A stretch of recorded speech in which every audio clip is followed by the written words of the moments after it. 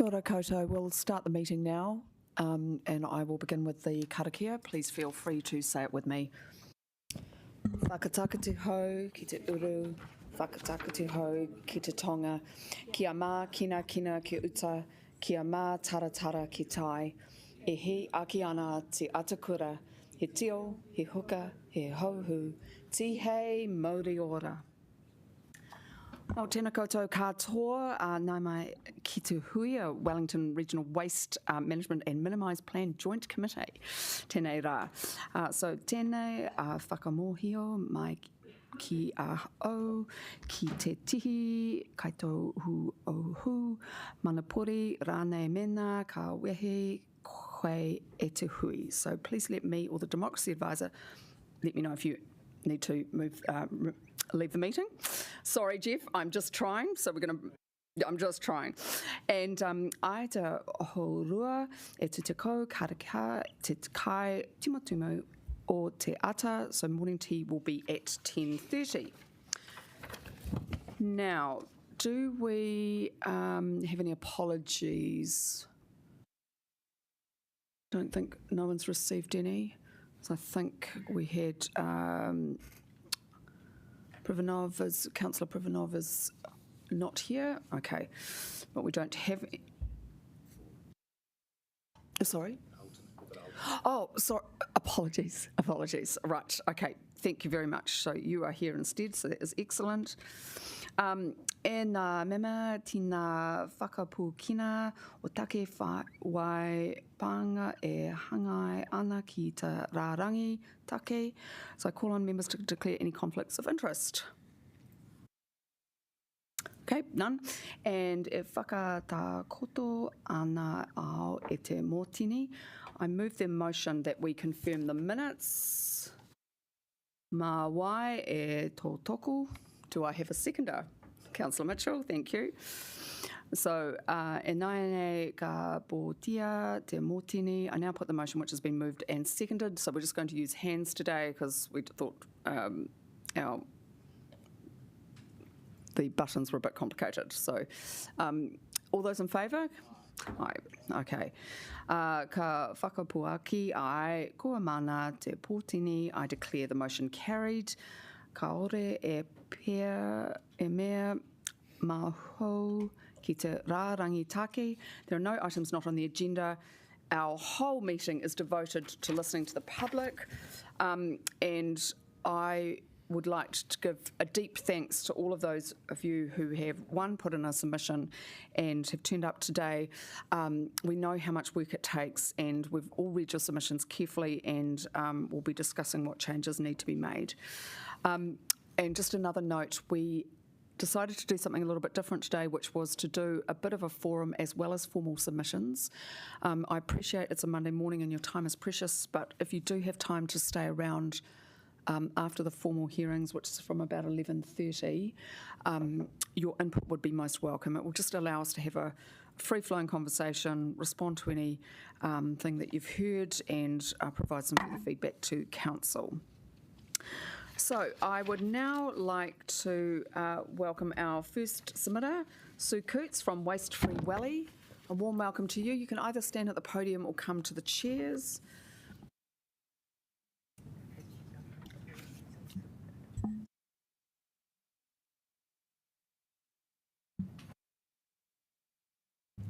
Should have said everyone's got 10 minutes, so I suggest you maybe speak for 7 and you can leave 3 for questions. Kia ora.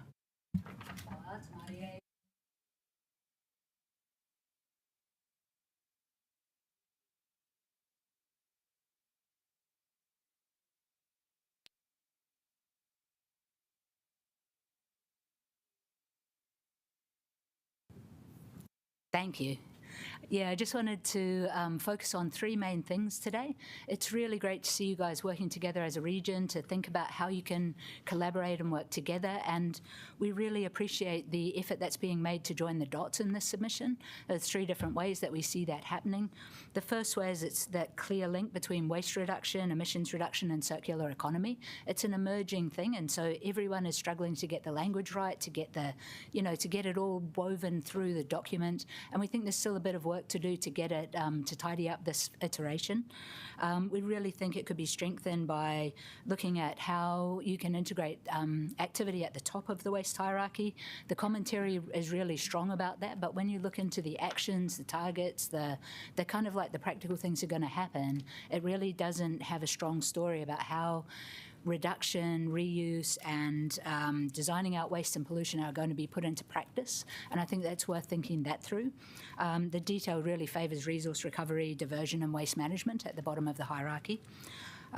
It's critical that that is embedded in all of the wording and all of the actions and all of the targets so that it gets prioritised. We know that there's a lot of tension around budgets and priorities for the coming few years, and so if it's not in there as a strong statement that we really want to prioritise this, it's not going to happen. We think the waste minimisation plan needs to specifically exclude incineration as a method for a treatment option for mixed or municipal solid waste. We need to focus on and invest on real solutions that divert waste at the top of the hierarchy, take it out of the system at the beginning, rather than relying on burning and burying single-use, short-life, disposable products at the end of their lives. That's in line with what's happening with the New Zealand Waste Strategy. New Zealand Waste Strategy says that it's unlikely to align with our circular economy goals because it has negative effects on the climate, depends on continuous linear waste generation, and it's likely to cause hazardous air, water, and land emissions. Also, the word sustainable often gets co-opted to serve many purposes, and what we're seeing is European Union have created a set of definitions that help people to understand what sustainable investment might look like. They've specifically excluded incineration as one of those things because they say it's an inefficient use of materials, it delays and harms the transition to a circular economy, and recycling, composting, and waste prevention. So it's really important that we don't waste time and energy on things which we think are false solutions. There's a lot of chatter at the moment about waste to energy.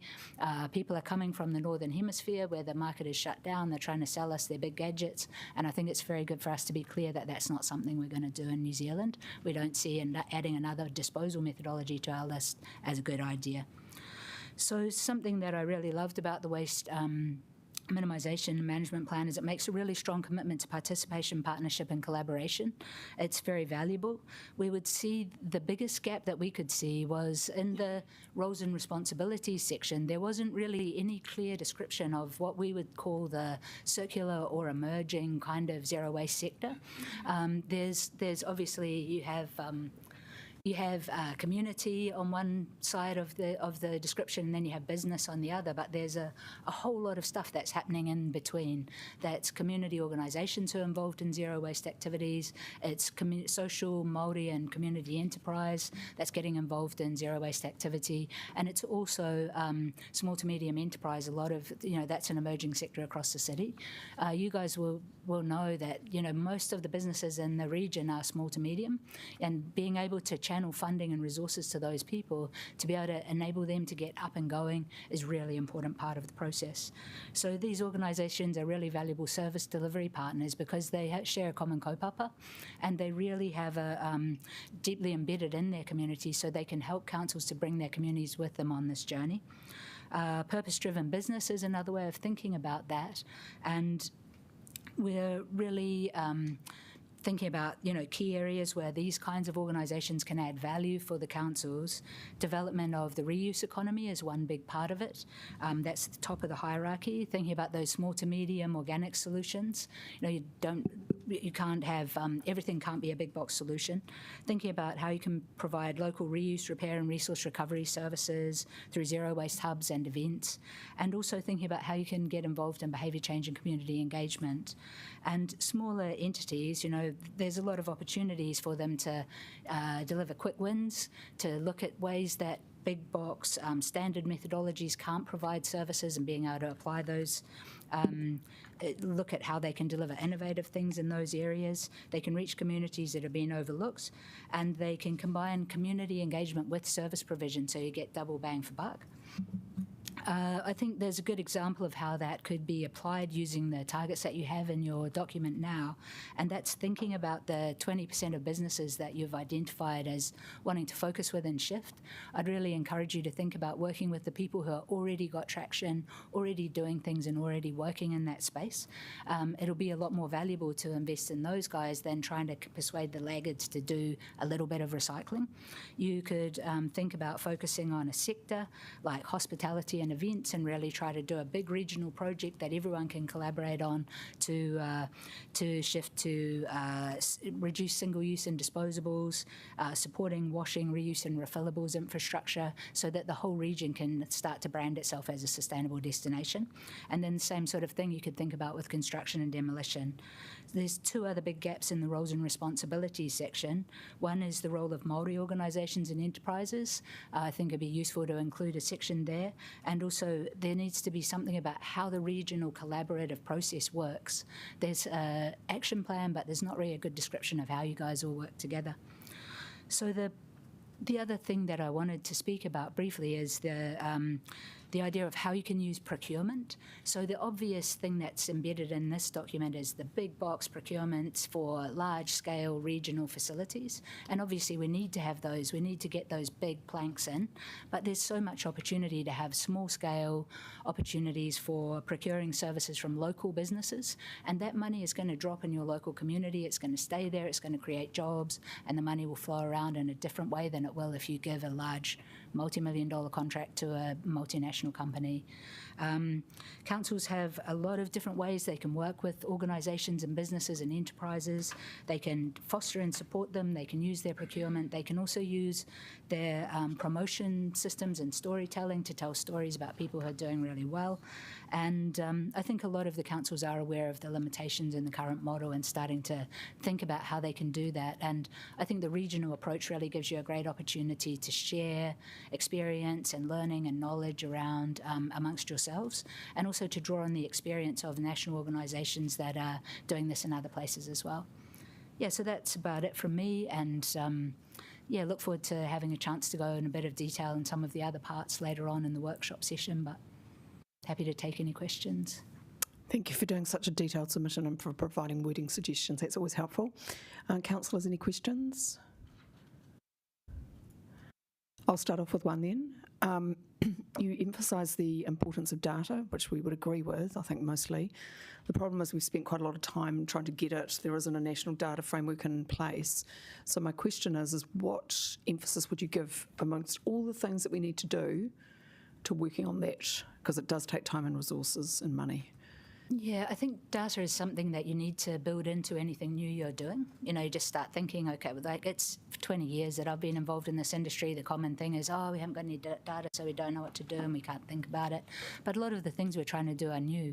And so if you're looking at putting in some sort of a new system or process, then think about how you build data gathering and sharing into that would be my suggestion. And then the most important thing I think about data is being able to use it to tell stories about how successfully people are working together to achieve the goals, and to be able to get regular feedback coming back out. You know, it can be things like, you know, in terms of your targets, you need to have some regular milestones where you're showing, yep, we're getting here, or if you're not getting there, then, okay, what are we going to do about that? And then in terms of the kind of some of the higher order things which we don't have good ways of tracking or counting yet, you can have activity measures which show that what are we investing in, what are we doing to get ourselves there. And in the same way that you have health and safety, you have lead and lag indicators, I would say that you need lead and lag indicators in this kind of work as well. You want to be able to see what are we doing in order to get somewhere new, and then what result is that having. And I think the most important thing is just sharing that regularly with everyone that's involved, because that motivates and inspires people and it helps them to understand how they can be part of the story. Excellent answer. Thank you very much, Sue, and we look forward to talking to you later. Oh, sure. Just briefly, because we've run out of time, but... Absolutely. Thank you, Sue. A really comprehensive submission. I really liked the input that you have with regard to our regional strategy that you put in red. I like the changes that you've suggested and certainly support the majority of them. One question with regard to Waste-Free Welly, do you have mana whenua included in your entity that has put this submission together? We don't have a formal representative from Mana Whenua, but we work with Parakore, and they're a non-iwi organisation, national organisation, which has kairahi in all sorts of different regions. So, yeah, we do work with Parakore, and Parakore are involved in working with local iwi. Thank you again, really appreciate it. Right, now I'd like to welcome Alan Blake from Living Streets Aotearoa. Thank you for bringing a different perspective to this issue. Are you going to pop it up? Kia ora tātou, ko Alan Blake ahau, ko kaituitui e whanganui a tārakia Living Streets Aotearoa. So I'm part of the Pedestrian Advocacy National Group. So we want more people walking more often and enjoying being out in public spaces. And you might wonder why we are here. So we have, I would just like to tell Toko, the previous speaker, I thought she made some great points.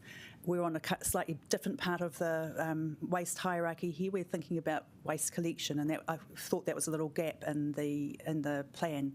So we've got a fantastic, sensible, easy peasy, low cost new proposal for you.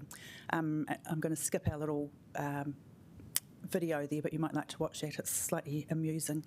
But one of the issues that if we want people out enjoying public spaces, then we need to do something about the rubbish on them. So when people go out walking, particularly on rubbish day, and this applies all across the region, then you find people have left their rubbish on the footpath. This says a lot about what we think about footpaths and how we place rubbish above people walking on is the priority here. So people have to walk around the rubbish that's on the footpath that's all over the place. And it's just another form of clutter. And for most people, we don't think about this one little bit. But for people in wheelchairs or pushing push chairs or using mobility aids, taking children, whatever, you have to divert around that. And I went out just last week. It was the easiest thing to find rubbish on the footpath. But there are much worse situations, which I'm sure you've all seen in your areas. So there's a real issue with how we see rubbish and how we see pedestrians. So I think this little proposal, this easy proposal, would fix both of those things. And I think it would help to start putting rubbish in its place, which is something we don't want, that we want to minimise and we want to get rid of. So this is a mindset thing as well. So our proposal is that it's a quick fix thing, is that we just simply put all the rubbish bags, all the waste on the road at the curb, not on the footpath. I know some places maybe we do this already, but it's quite a simple thing. It's a couple of steps further for householders just to walk and plonk their bag of rubbish or their wheelie bin onto the road. It clears the footpath. And I think that a simple education program regionally would fix it. And I think having that regional approach would be useful for this as well. So it kind of highlights that we're managing waste. We're not just chucking it out our gate and leaving it there to get in the way of people walking. So there's a lot of benefits with this. It doesn't cost councils any more money. So, and I think there's a real health and safety aspect to this for the people who collect waste. Every time they hop out of their truck, there's a couple of steps they have to do for each person's rubbish bags and things onto the footpath. So if you just put it on the road, you just think about over their day how much time they're saving by not having to do that little extra walk. And I'd just like to remember that rubbish collecting is not a safe industry, that we've had somebody die in Wellington collecting glass bottles a few years ago. So I'd just like to think that health and safety of the workers is quite important. And so as I said, it's the same cost but more efficient thing. So I think it's a rates neutral proposal, and I know that some councils have that waste collection as a separate part of their rate. So if you can even make it more efficient, then maybe you could have a nice improvement on your rates there as well. But obviously, from my point of view as a pedestrian advocate, it would make a huge difference for people walking, because you wouldn't have all those obstructions on the road. Oops, sorry, got too far. There we go. So there's some people already put their rubbish bag on the road at the curb, so that's just what it would look like, not much, but there are some fantastic overseas high-end schemes that that you could move to. You could have, like I know that some places in London, for instance, have big bins that people just take their rubbish and chuck it into the bin as they go. I think this would be quite a good idea for organic collections, so that you have a central place conveniently located in a good appropriate place on the road in neighbourhoods that people could just drop their organic collection off to, and then a truck could just whip in and pick it up easily, so quite quickly. But there are obviously some of these systems are that those bins on the right there are, I think they're vacuum things you chuck the rubbish in, and the one at the top, the rubbish gets sucked into some central system, which works quite well for big apartment buildings. That might be something to think about as we densify our cities.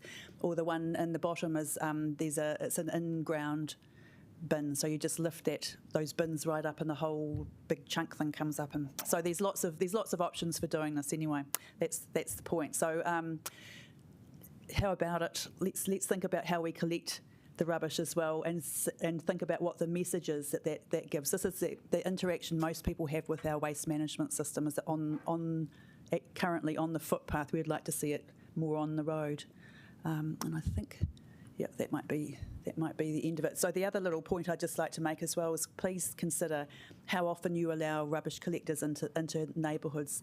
It's a very noisy activity, and I know for poor old people in central Wellington and probably other city centres, it can be every night as a big crashing and banging of rubbish trucks. So that's a real quality of life matter as well for public places. So I'll just leave it there. Thank you.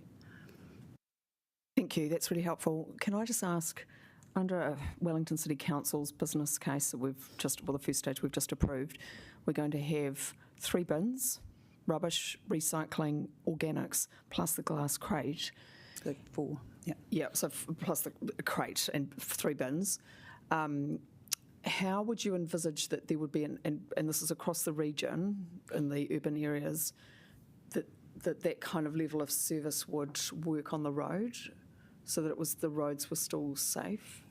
Well, the footpaths aren't safe now, so that's where we start from. The footpaths aren't safe now because we dump all that stuff on the footpath. The footpaths are where your children walk, where your old people walk, where your people with disabilities walk. Yeah, no, accept all that. So that putting it's just like that. There's two lots of rubbish sitting on the at the curb there on that one on the right. So it's no different. I mean, we're not going to put out 4 bins at once. I assume that usually we alternate collections, don't we? Yeah, but even so, there'll be 2 at least. And so there's 2 on that photo up there on the So left. would you suggest removing parking because there at times just won't be the space? I think there's plenty of space around the cars, yeah. Okay. Currently, the waste collectors have to scuttle between the cars anyway. It's not we're making it easier for them as well by putting it out on the road. We have to work away around all the parking now. Currently, it's no different. People who have wheelie bin collections, I think in the hut, you have to find somewhere there's no cars parked to leave your wheelie bin. Otherwise, the waste collector has to hop out and walk around with the bin until you can get access to the truck. I haven't got all the details, but it's just like I think it's a relatively simple and straightforward proposal to improve walking, but also waste collecting and how we think about it.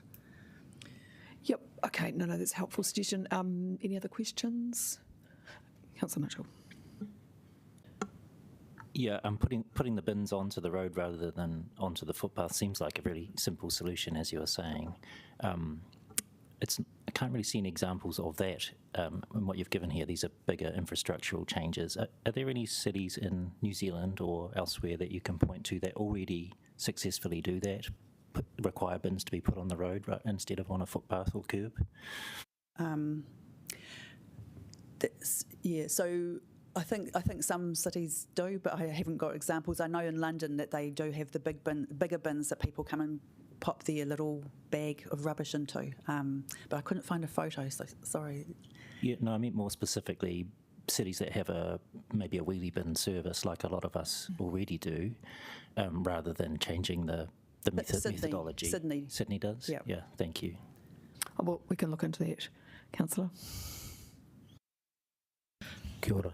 I've just got a question. Just, do you think that your proposal would require the removal of the use of bags as such, and it would have to be in bins? Because I'm just thinking about weather events and things like that you have in a big downpour. You could have bags floating down the footpath, floating down the drains and so forth. So I think that applies just as equally to the bins, which we just had the big wind last night. I imagine it was everywhere, and everything fell over. So all the bins fall over.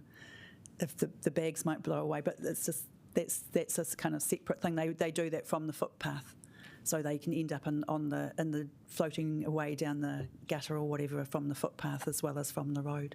So I think that happens now. I don't think that's an extra additional problem. But I mean, I think you're right though. I think we can do better with some of that. We can stop that thing happening if we can come up with some other better way of doing it, which is the slightly bigger bins might be the solution to that one. Councillor Swales? I promise I'll speed date.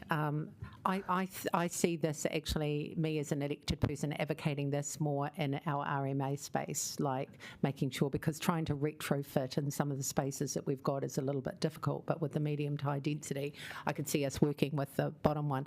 But I also, in another life, look after businesses on a street, and I see that actually taking parking away from an economic perspective is not going to go down well. So I'd like to look at having further conversations that yes, it is an issue and how do we address it, and I'm not quite sure the way that you've put it up is actually the best way to do it, other than putting it in the infrastructure when you build it, because I know that our bins get collected early in the morning and then they're left as missiles. Okay, so just as a little response to that quickly, is that picture there on the left is Courtney Place in the evening. Courtney Place is currently an evening place, and yet the businesses want to dump their rubbish on the footpath while their customers are out there. That is not a good look. I don't know why they think that's a good look. But, you know, the rubbish gets collected in the evening sometime, in the middle of the night probably. But that I would not think that was a good look for them. There's next to no parking in Courtney Place anyway, so it's not an issue for parking. Right. Thank you very much for your time. And it was, useful to have that perspective. Right. Now I'd like to welcome Corey Hope and Makirita Makapelu. A warm welcome to you.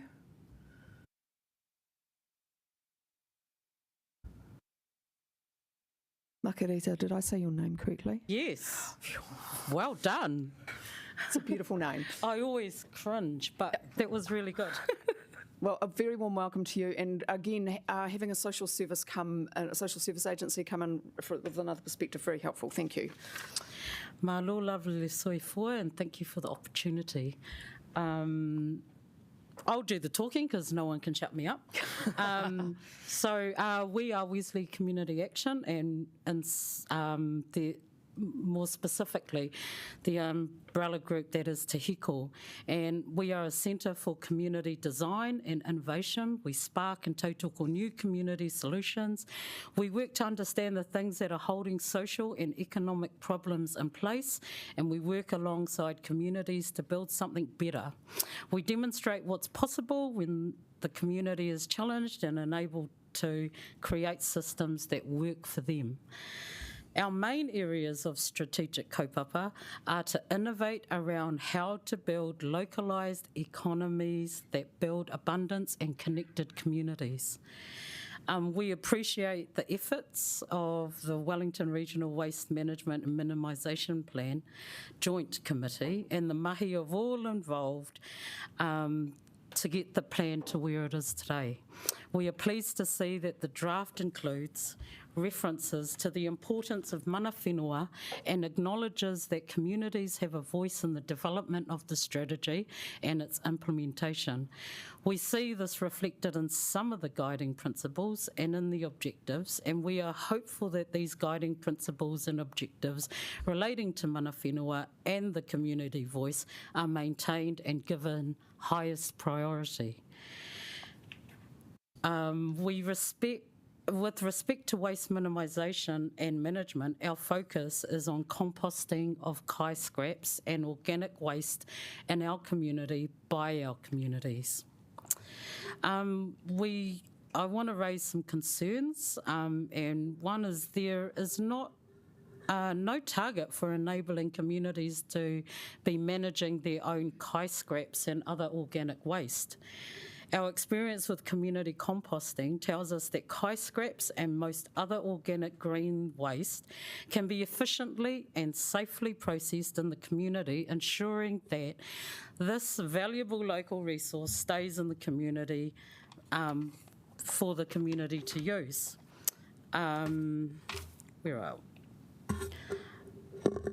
we are concerned that the omission of targets for the community-led solutions means that commercial interests will be unjustly favoured over community interests. The reliance on a regional organics processing facility and curbside recycling scheme suggests a singular solution to organic waste. We would suggest that a range of diverse solutions are the most likely to create sustainable responses across the region. This would include hapu, iwi and community-led responses. Te Hiko expects to grow our local composting work as part of a regional response to organic waste. It's not clear from the plan that community-based waste management solutions are part of the overall strategy. We are concerned about the target to create a regional organics processing facility by 2029. We do not support this, as we believe this will create a lot of new emissions from heavy vehicles moving organic waste across the region. We are also concerned that a regional organics processing facility for processing kai scraps will take the form of industrial scale and anaerobic biodigestion. In our view, there are too many question marks over the green credentials of industrial scale anaerobic biodigestion, and we are concerned that the potential negative implications for soil health and food security for it to be the best option for our region. We do not want to see kai scraps becoming commoditised and our communities being mined for organic waste to support commercial interests. We believe that a decentralised community-based approach where these valuable organic resources remain in our communities to directly benefit our communities is the better option for our region. We have big dreams for a sustainable circular economy around kai scraps and organic waste. We see a huge opportunity to create a truly localised circular economy around kai scraps and organic green waste, which keeps the resources created by the community in the community, and at the same time creates local training and employment opportunities in managing and processing these resources. We dream of a time when local people are employed to manage and process kai scraps and organic green waste in their own community and transform it into biology-rich compost to support a growing network of home and/or community-based kai production projects to help with the regeneration of Papatūānuku. One of the biggest issues faced by community gardens and composting is lack of funding to support this important mahi. Given the future changes to the laws regarding kai scraps and the need for services to meet this need, there is an opportunity for community-based kai scrap processing to become the funding source that would enable community gardens to be sustainably funded and help them to thrive. We note that the target to introduce curbside food waste collection in 2030, once the regional facility is completed. We see this time period as an opportunity to understand the volume of kai scraps that could be locally collected and composted, saving the cost of transportation and reducing reliance on or even the need for a regional facility.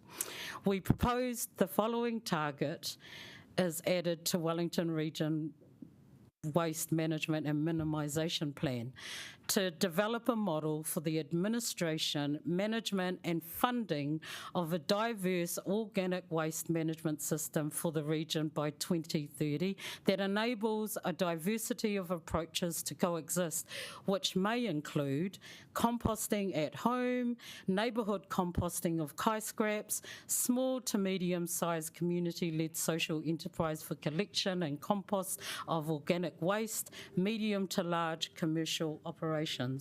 To support the achievement of this target, we support a 3-year place-based trial looking at an extended localised kai scraps and composting scheme, enabling the region to track uptake of the scheme, local use of benefit of high quality aerobic compost and potential division from the regional facility.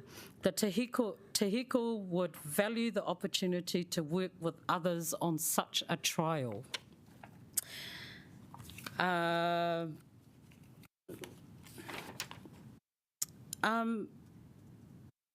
We are really encouraged by many of the actions in the Porirua City Council Action Plan, and in particular, the actions 2, 7, 8, 10, 16, 20 and 23.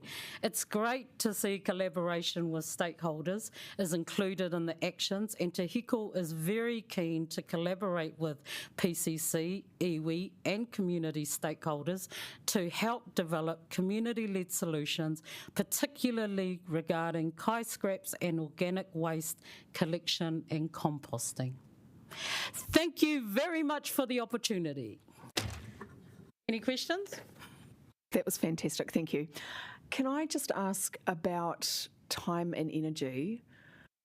A lot of people feel quite overburdened, and when people are dealing with poverty or systemic issues or whatever, the emotional energy to be able to do things in a different way. But my question is really around, but your experience would be that people do have that energy, this is how they want to look after their community, this is the kind of work they want to do?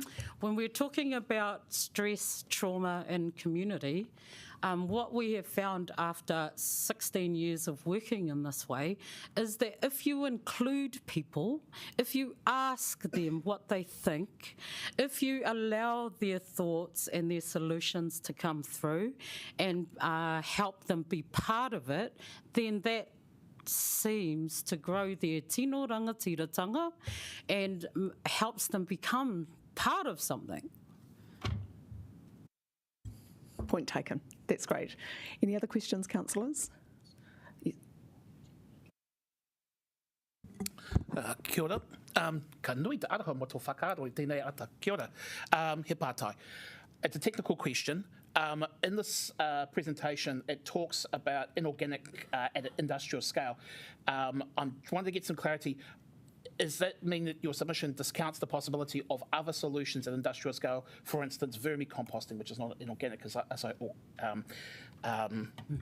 anaerobic digestion? I'll take this one. Yeah, no, that's a really good point. And it's really just about the specific anaerobic type of composting, large-scale vermicomposting or your classic windrow composting. There's lots of different ones. The key is that it remains aerobic.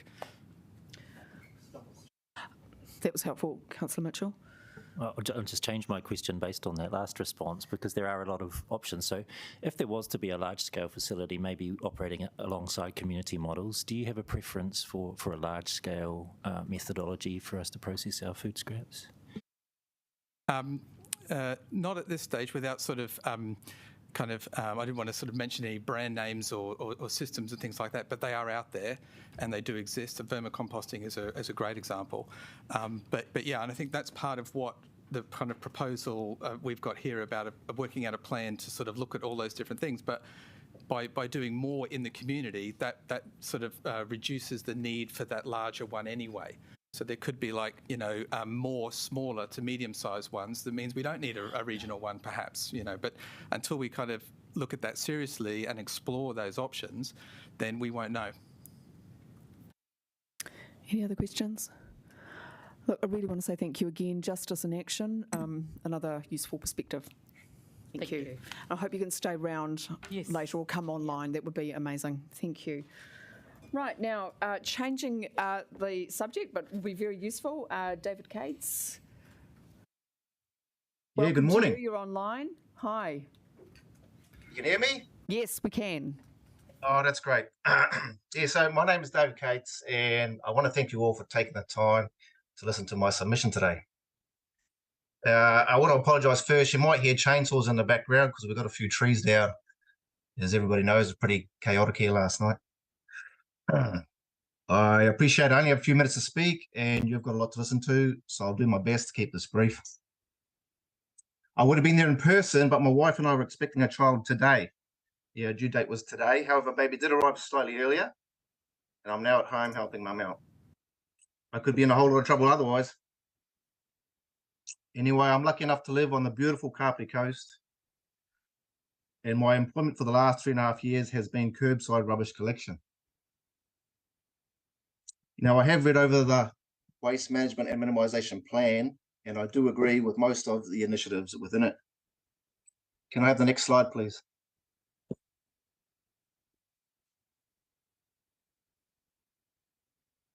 However, I did struggle to find within the plan any reference or strategies to address the problem of unintentional pollution. I'm talking about spilt waste from wheelie bins that are blown over in the mighty Wellington wind. Can I have the next slide, please? Thank you. You could definitely say I see the problem far more regular than the average person who spends most of the day in the office. But the issue is real and far more frequent than some like to accept. Next slide, please. Someone might even say, hey, we've got the bin lid clips for that. So the safe waste bin lid clips I'm talking about, while they do serve a purpose, these only prevent waste blowing out the top. They don't stop bins blowing over and blocking footpaths, nor do they stop the waste coming out. Next slide, please. Here is a little evidence to expose the theory that the bin lid clips are a one-stop fix. They are simply designed to release open the bin lid with a tipping motion. And I did have videos to show, but when sending you the link, they wouldn't play. So I've had to edit this last minute and use sequenced photos instead. But you can get the picture. Next slide, please. We know here in the beautiful Wellington region, spilt waste, including recycling, makes its ways into streams, rivers, and stormwater drains. So then it also ends up in the sea, seriously affecting our marine life. Next slide, please. You also have the community desperately trying their own solutions of placing foreign weights inside and on top of their bins. Therefore, we have waste contamination and debris left behind on footpaths and roads after collection. Next slide, please.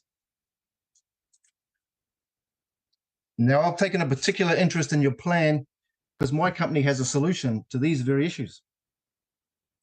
The years of rubbish collection has certainly been an advantage for me in resolving this problem, and I have spent over 2 years on research and development.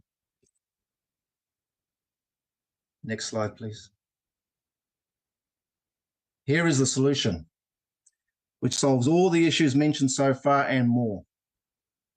Our product was designed by a local, professional, world-renowned product development company, which engineered and calculated the right parameters to get the best results for the application. Next slide, please. Now, this is a solution where we don't have to rely on educating the public, nor are we at the mercy of whether they are diligent and take appropriate action. The councils would know just how difficult this can be. We simply add them to the bins and people don't even have to think about it. It's so easy. Next slide, please. I really hope I can contribute to the waste management and minimisation plan in identifying and solving this issue within our environment and ecosystem. I've had great feedback from my local council after presenting a more detailed presentation to them, which I'm happy to do for other councils when suitable. I thank you once again for your time. I am most grateful. Please have a great day. Well, first of all, thank you for coming in on such an important day for you personally, and for just coming up with a practical solution. Councillors, do you have any questions? Councillor Hayward. Kia ora no. Dave, thanks for the presentation.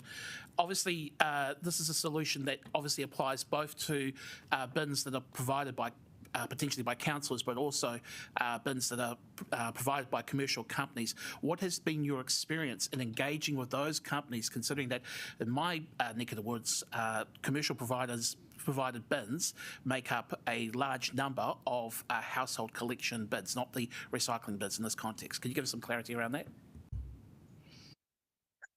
So yes, I understand that not all the councils control the rubbish collection, and I haven't contacted any providers or collection agencies because I don't feel like that they are responsible, and it's a pretty cutthroat business. They're all competing, for the dollar. That it may not be such an advantage to them that they wouldn't want to invest in this solution unless it was somehow supported or sponsored by council. Does that answer your question? It does, thank you. Yeah, and I guess this committee doesn't have the ability to dictate how we design a wheelie bin, but I think it's useful, and obviously I'd encourage you to talk to council officers when there's procurement processes in place. Sorry, could you repeat the question? So it wasn't a question. It's just we do not have the authority as councillors to sort of say what should a bin look like or how it should be weighted, but it is useful, and it would be good just for you to engage with council officers around the region. Yes, that's what I'm working on. Yeah, good on you. Councillor Swales. Thank you.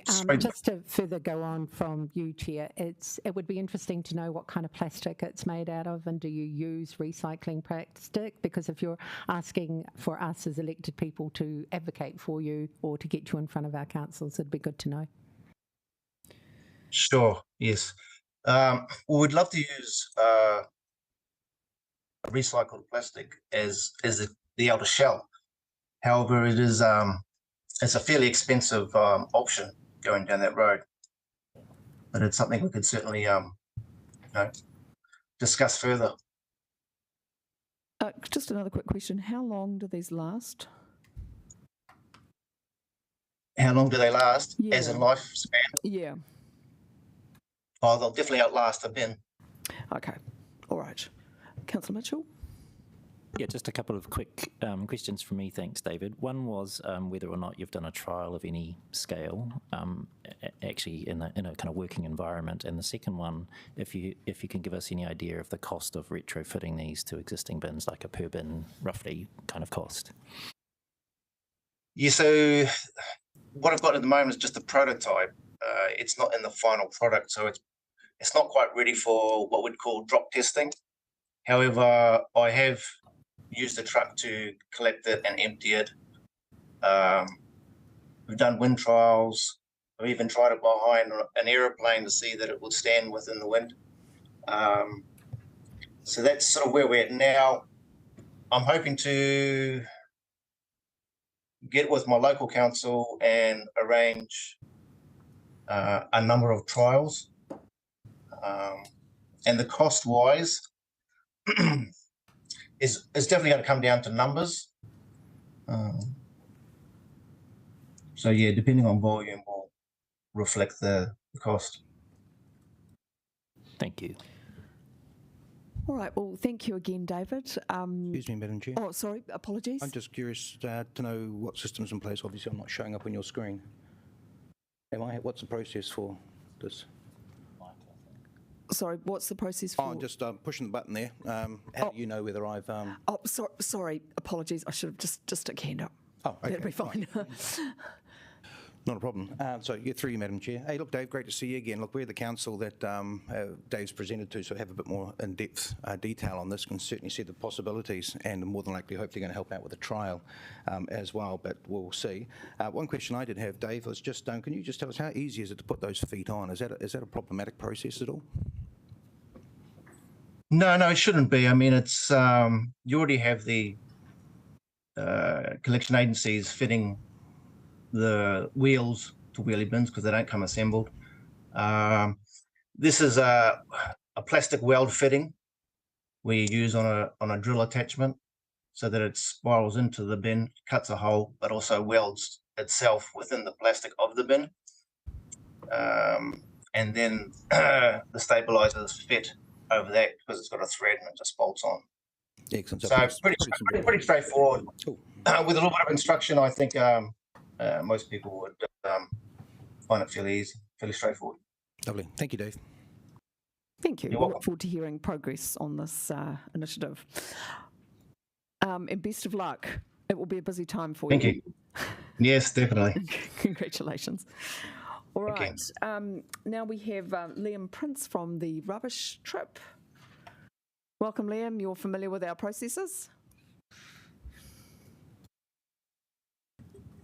Kia ora koutou.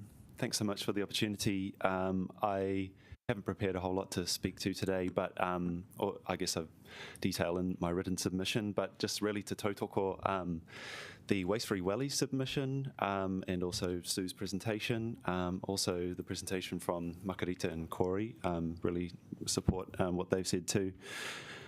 What I really wanted to emphasise today was I got into the zero waste world through my partner and I deciding to live without a rubbish bin in 2015. It was just kind of a personal thing we tried to do, and it was kind of much more wildly successful than we had ever anticipated. It was way easier than we thought. We saved loads of money. It was just a really positive experience. Now, we recognise that certain privileges enabled us to do that, but also it wasn't just our efforts, it was the fact that there were options out there for us, and we did have to go against the grain in order to do this. But since then, on average, we've managed to produce on average about 1.4 kilos a year between us, which is about 0.2% of the average New Zealander of waste. Now, I'm not saying all this to say everyone should do this. I'm saying that in order for more people to actually access this kind of the ability to live zero waste, they need options. They need easily accessible options. And I think in this WMMP, as Sue was saying, some of those top of the waste hierarchy options that individuals can really access, there's no detail. There's really no detail on what is going to enable people to make it easier for them to reduce waste. There's a whole lot of stuff around education and behaviour change and reducing consumption, but not concrete actions for how people can actually access zero waste options. So I'm talking about things like what can be done to support zero waste businesses, zero waste groceries. There's in the last few years there's been sort of an uptick in these kinds of independent zero waste businesses, but they really struggle, and they're really struggling now with the cost of living crisis, with the cost of food going up. But the local one here in Wellington, they've kept their prices the same for many, many years, so they're actually a really affordable option. But they're not accessible for people. It's one shop in this big city. It would be great to see more and more of these. It would be great to see what council could do to actually support these and make them more accessible, more affordable for everyday people. So that's just kind of one example of a zero waste business. It'd be good to see more of.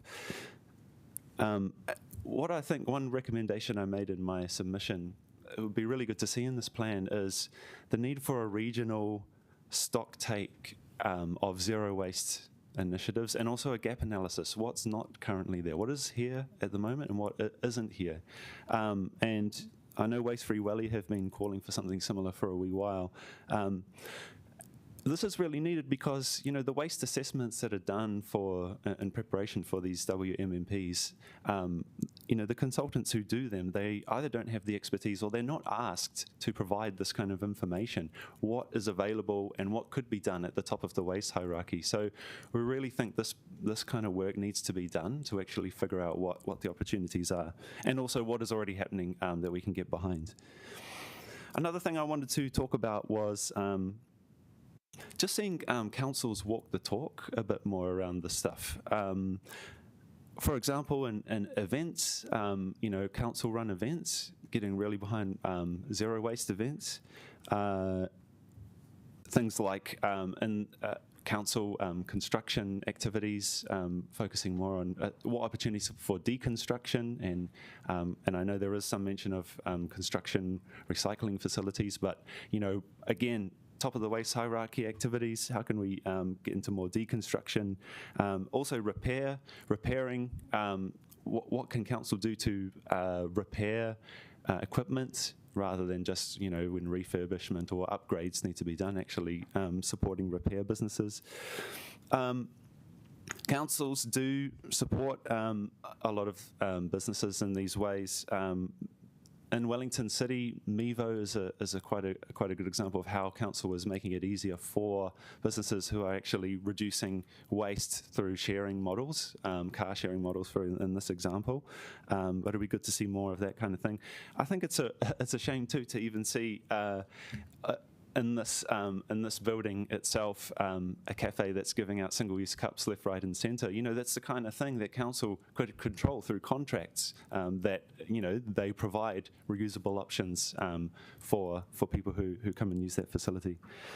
The other thing I wanted to mention, and really just to tautoko Makarita and Corey's presentation about the organics kōrero. I think, yeah, again, the idea that there should be one regional facility for the whole Wellington region just doesn't really make sense, particularly in line with some of the principles in this plan around reducing transport emissions. I don't disagree there may be a need for large-scale processing facilities, but really, we should be keeping multiple facilities, multiple collection options on the table. There are some great examples for councils around Aotearoa who are thinking about this in really useful ways. I'd recommend getting in touch with Queenstown Lakes District Council. So they're actually going about it the other way around, building up smaller and medium-scale local processing capacity before and using that as kind of a test, gathering data through that to then say, okay, what are the larger facilities we need to fill in the gaps? I think there'd be a great opportunity for where the Wellington region is with a lack of organics processing facilities. And just to mention too, there was a really cool idea from Makarita and Corey around a 3-year trial of organic smaller and medium scale organics facilities, and just to mention, I mentioned this the other day at another council session, but there is a waste minimisation fund project application being worked on to have a national approach to small and medium scale composting enterprises, and currently looking for pilot areas, and particularly where councils are keen. So this could be an opportunity for councils in the Wellington region to actually have some other external support to really get some good trials going in this. So that's through the Zero Waste Network, Parakore, and the Aotearoa Composters Network. I think I'll leave it there, but just really, again, supporting the submissions from Waste Free Welly as well. Kia ora. Thank you for your submission and all the work that you're doing. It's much appreciated. Councillors, do you have any questions? Councillor Mitchell. Thank you for your well-considered submission, Liam, and for all the work that you're doing in this space as well. Just a question about the food waste collections. As you know, councils will be required to provide food waste collection to every household, urban councils. So this idea of having a kind of a multi-tiered system with community-level staff and maybe a bigger processing plant in the background for what they can't manage, how would that work on the ground in terms of a food collection service, I'll say for me, I live in Nainai out in Lower Hutt. How might that look for me in the future with what options might be available? I think certainly there is likely to a kind of standardised collection service for organics will be needed to some degree. I know in Wellington City, for example, there's going to need to be a lot of bespoke services. But, you know, in councils that are already providing food scraps collections, I think there's an average of about 41.5% participation, and there's various reasons for why people don't participate. But one of them is that a lot of people are already composting at home, or they already believe they're doing something and they don't need to use it. So I think a really good approach is to actually encourage and support and enhance those alternative approaches, so supporting people to compost at home or providing some drop-off facilities nearby and making them really accessible that can be managed instead of a kind of a wide-scale collection can be managed by a local community or neighbourhood facility. So and of course with high density developments and stuff like that, there's going to be some real challenges, but things like drop-off facilities could be an option. And here in Wellington, KaiCycle has a drop-off facility in the central city hosted by the Sustainability Trust, and that provides a really good model for apartment dwellers in the area, nice and close. It's within 50 metres of all the people who use it, and provides an option that doesn't kind of clutter their living space. Yeah. Thank you. Any other last questions? Mr. Hayward. Kia ora no. Kia ora no tō whakaaro i tēnei ata. He pātai. I agree with the sentiment about not wanting to lose sight of the role of individual households and communities in terms of waste reduction. I wanted to just tease out what would be, if we can't have both, be the higher priority. An overall reduction in organic waste ending up in landfill and all of the associated negative outcomes of that, or wanting to try and perfect a model that allows every community to, as part of that journey, to have community-based collection that is effective, more effective than currently provided. Yeah, I appreciate the question. I have to say, most of the conversation so far around what do we do with organics and how do we get them out of landfill have been this very kind of either-or conversation. And I think there are some just excellent models. They're not common in Aotearoa, but some really great models in Europe and the US of a kind of an integrated approach where we don't have to kind of put all our eggs in one basket, but we can take it's going to take a slightly longer period of time to implement a more complex system, obviously, naturally, but how can we actually take our time to work with communities to, as I said, Queenstown Lakes have a really interesting approach with this, which is a long-term approach, sort of 10 years plus around building these things in. I think that we have to kind of accept that there will be a need for a range of facilities, including large-scale facilities, including these curbside collections, but we can't kind of kid ourselves that they are going to solve all the issues. As I said, only kind of just over 40% participation in these kinds of services. So even if those are in place, there's going to need to be more happening. So how can we do all those things kind of simultaneously and build them as an integrated system, I think is the way we need to think. Thank you very much. Oh, sorry, Councillor Halliday. Through you, Madam Chair. Look, thank you for the presentation. I do agree, integrated approaches through almost a transitional approach, isn't it? Because, it takes time to get these things in place. The question I had was actually, you talk around the education, different education, all the information that's there, if you like. Just interested in teasing out, to me, one of the important things is having, one, those pathways, but also the community able to understand the pathways. In other words, what's behind those processes. Do you think it's important that whatever processes are put in place, that it's that we have to have a system or a process where it's very easy for people to track, if you like, where their recycling's going. Just from that perspective of a lot of people seem to be a little bit disenfranchised. They hear through the rumour mill that it all ends up in landfill as such. But if we were to show people that no, this is the process and you can track it, if need be, that would be beneficial. Absolutely, yeah, I totally agree. And I think one of the issues with the larger scale collection systems is, although they are important for economies of scale, they create this kind of out of sight, out of mind mentality, and you get those rumours around, oh, nothing's being recycled, whatever. That's why having these kind of local facilities, whether it's organics processing, whether it's resource recovery facilities in neighbourhoods, that people can actually go and have these human interactions and talk to people. Oh, what happens to the stuff that I'm giving you, all these batteries and whatever, I think that's so critical. So, and it's not just education, but it's like having it visible in the community, that part of the neighbourhood and part of the community is really critical for that belief and faith in the system. Yeah. Excellent. Thanks for your views on that. Thanks. Gone way over time, but no, you go ahead. Just a really quick question. You're talking about and promoting, obviously, drop-off centres, and I'm assuming that's instead of a curbside collection. So what would that look like?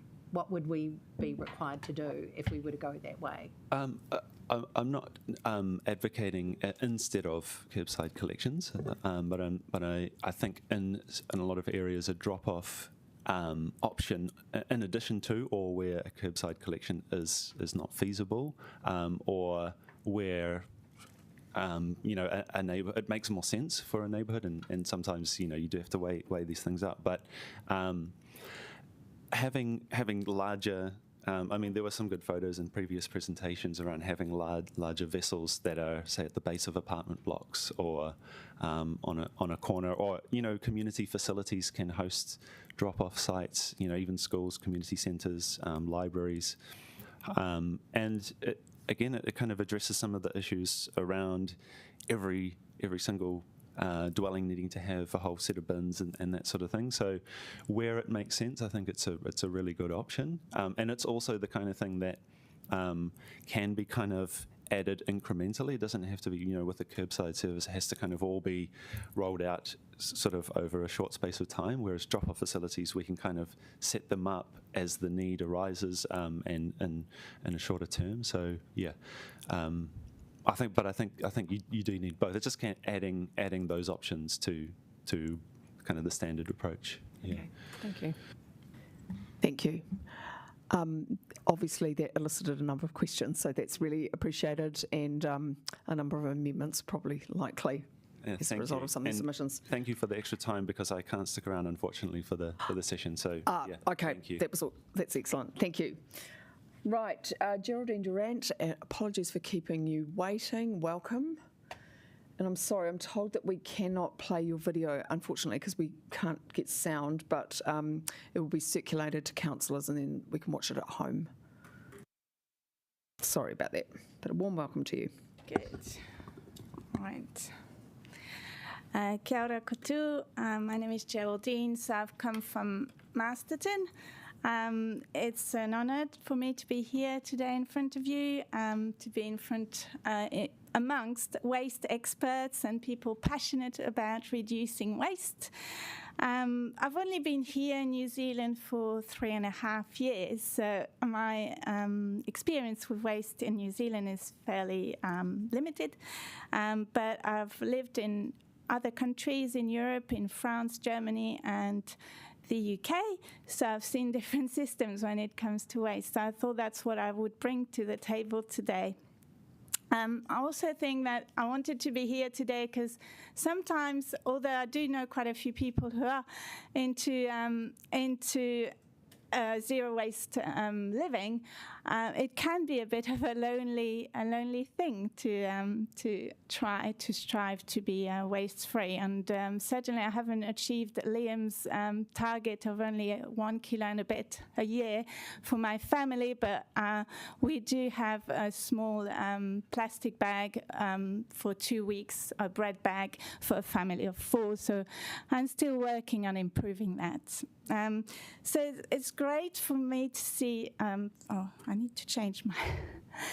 So what I want to say is, I feel lonely sometime in it, in reducing my waste, but yet we're all in it together. But it was great for me to see there is a plan and a document that's been put together to aim for waste reduction and minimization and management. I did find that it was full of information and ideas, which I resonated with. I felt that it needed to have a bit a clear focus on the management of waste first before being able to go into circular economy as a large scale. I do think that there's lots of people who do back up, circular economy, but those who are not in it at the moment probably are a bit lost as to what to do or not motivated. And what struck me the most in the document that you've produced is this graph, this illustration, and that the fact that 57 could be diverted. And to me, that's where the focus needs to be put, on that 57%, and that 57% could save an awful lot of money, obviously, for councils if they manage to get it diverted in the right places. The priority I understood was to achieve 10% reduction within 2027 and then 30%. And again, I think if the first thing, like I think quite a few here, it's changing the mindset. And I've brought hopefully a simple formula to explain this today. So first of all, I thought that what needed to be done was to making it easy for residents. And I've put curbside, but it's a little bit more than curbside. It's about removing perhaps financial burden around getting rid of your waste, because when I arrived here in New Zealand, I thought, wow, I have to pay to get rid of my waste, and that was a new thing. To my waste in landfills, which might feel like it's not the right counterway to not charge people, but actually maybe if there was a system where people are only given a certain amount of bags a year to get rid of their waste, they would do it properly, and they would have a motivation to put the right waste in the right places. Some people might not be able to afford those bags or those collection, and then therefore dump their waste in a different way. So we want to, I think that should be a no-no. So also increase curbside collection, which is in your plan, but I see that as a really kind of a number one priority, is to make it more available for people, increase, especially rural. Obviously, I come from a rural place, having more collections in the key rural areas, especially for tourism. That's another thing I've experienced whilst traveling around New Zealand. South Island I was, and couldn't get rid of my waste without going to a transfer station, which I never found. So it was, something more easily accessible. There's also places like supermarkets where in Europe I've definitely seen on car parks that there are big containers for people to recycle, and I think that's another area where especially rurally, again, people go into town, but it's a trip to go to town. So if when you go to do your supermarket, you can get rid of your recycle, it's probably an incentive again, rather than having to make another trip to the transfer station. Like in Germany, they've had policies where there's zero tolerance to illegal dumping, and I think that's got to be something also that's at the forefront. And with businesses, I saw that there's clean fill that is quite important in that illustration. And if clean fill could be reduced by maybe introducing standards like, I mean, I'm sure there are standards, don't get me wrong, but standards that are the same for all the businesses, like ISO 14000 that are used in Europe, and that was clearly shown for consumers as well, because I haven't seen that sign very much myself for similar standards that are consistent. So that was on the business front. I do agree. I'm not going to go much into the compost bin. I forgot that, but I agree with what's been said. So I think maybe given time, I'm just going to move on. So then my next slide is about inspiring our community to do the job. That's why I talked about having maybe the opportunity of giving it for free, but I'm talking here about this transfer station, and Liam just mentioned it just before, and making them vibrant places, making them places where people want to go. Definitely people get informed as to what happens to their recycling, what have we made, what's happened to those bottles or the plastic bag they've been recycled again into making plastic packaging, if that's the case, we think that's, the first step. I'd like to think that eventually we kind of get rid of the plastic altogether, but that's probably a more long-term objective. So informative, and having second-hand shop like in Kapiti. I think Kapiti, there is this recycling op shop, and making that more of a norm. There could also be workshops that, and artists go there to show how that you can use recycled material to turn it into art or repurpose it. And we've got some great organizations around. They're here today in our community in Masterton, Warapa. We've got a lovely lady called Helen Dew who's been pushing for this to happen, and we've got lots of organisation behind, but I think the focus really needs to be from the council to drive that, and in collaboration with those supporters. And finally, second is supporting local businesses. Has been mentioned, really supporting them. So bringing the locals, the people who really passionate about waste-free at the forefront, rather than making it a back thing, something like I saw on Facebook this weekend. Amua Community Resource Centre was criticized for not being an attractive place and not run properly. It's run by volunteers, so what can we expect, etc., etc. So making this business become real business, become a real shop that people want to go to.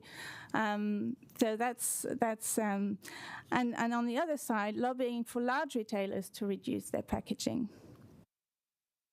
In Europe as well, there's a food waste app where people can check the app to see where there's food being about to go to the waste or to an organization like White Waste, but people can go and buy that food at a reduced price.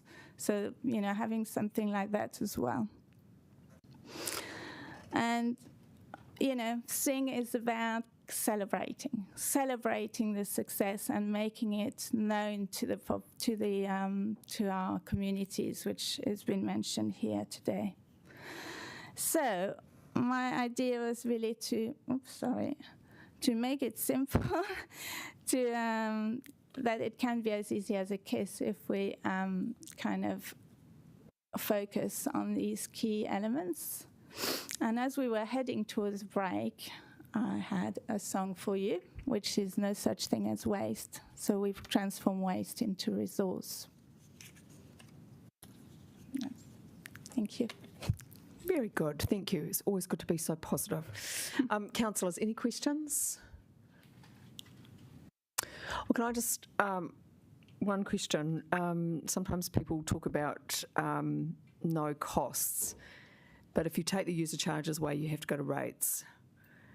So your position is that councils around the region should get rid of the user charges, which was a polluter charge, and go to rates, is that right?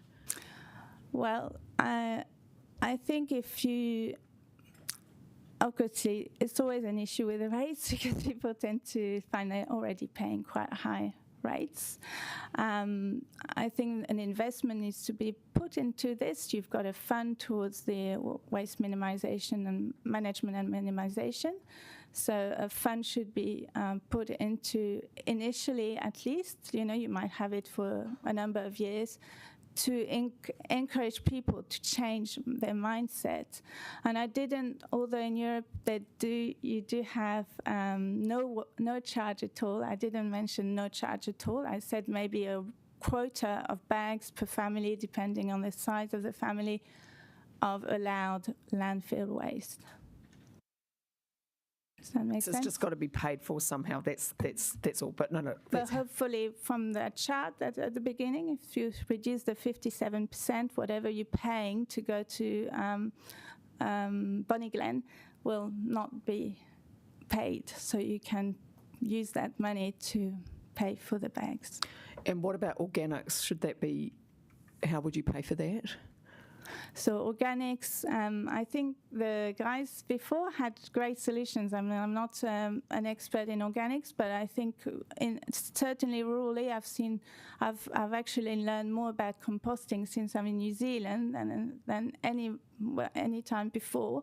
So I think definitely there's a lot of education out there, and it seems like there's already people here with solutions around compost and communal, maybe a communal compost bin sounds awesome to me.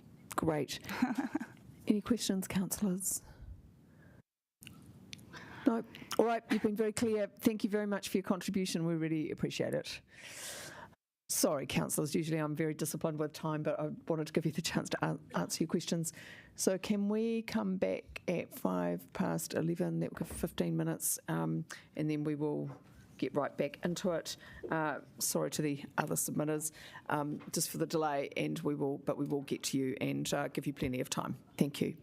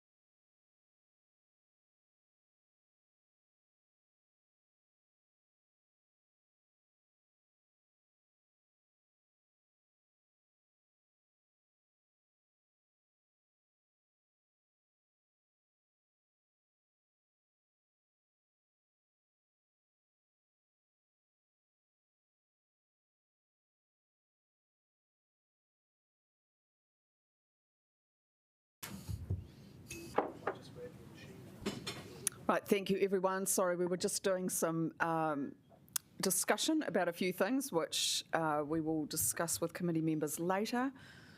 So sorry, as I said, I'm usually quite disciplined on time, but we're wanting to make sure that everyone has a good chance to have a say. Shane, William Ford, you have been waiting patiently. The floor is now over to you. Welcome and thank you for your patience.